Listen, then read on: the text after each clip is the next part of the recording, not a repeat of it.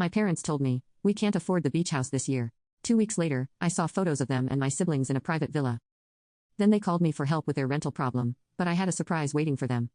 We just can't afford the beach house this year, Sarah. Times are tough. My mother's voice crackled through the phone, laden with what I now knew was fake concern. Your father's business isn't doing as well as we hoped. I sat in my Manhattan apartment, staring at the calendar where I'd already blocked off the last 2 weeks of July. Our family's traditional beach house vacation time for the past 25 years. The same vacation I'd already taken time off work for. The same one I'd been looking forward to all year. My name is Sarah, and at 32, I was about to discover just how deeply family betrayal could cut.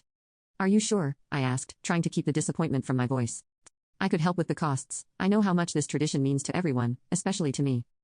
I thought, remembering all the summers spent at our Hamptons beach house, the memories stretching back to when I was just a little girl building sandcastles with my siblings. Oh honey, no, Mom replied quickly. We couldn't possibly take your money.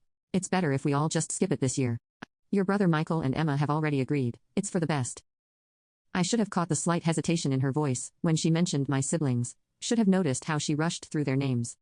But I was too busy trying to process the loss of our annual family gathering. Right, I said finally. Well, maybe we can plan something smaller later in the year. Of course, darling. Listen, I have to run. Your father needs me to help him with some paperwork. We'll talk soon. The call ended abruptly, leaving me with a nagging feeling that something wasn't quite right. I brushed it off, attributing it to my general disappointment. After all, what other explanation could there be? 2 weeks later, I found out exactly what other explanation there could be. I was mindlessly scrolling through Instagram during my lunch break when I saw it, a photo posted by my younger sister, Emma. My sandwich fell from my suddenly numb fingers as I stared at the image, my entire family lounging on our beach house deck, drinks in hand, a golden sunset behind them. The caption read, "Perfect start to our annual family vacation. Family time the sunset." The timestamp showed it had been posted just hours ago. They hadn't cancelled the trip. They had just cancelled me. My hands shook as I scrolled through more photos. There was Michael manning the grill, Dad opening a bottle of champagne, Mom arranging her signature seashell centerpiece on the outdoor dining table.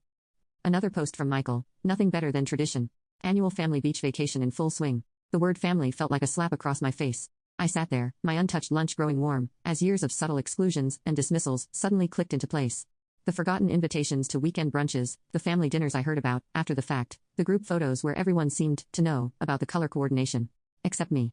But this was different. This was our beach house tradition, the one thing I thought was sacred. The beach house had been in our family since before I was born.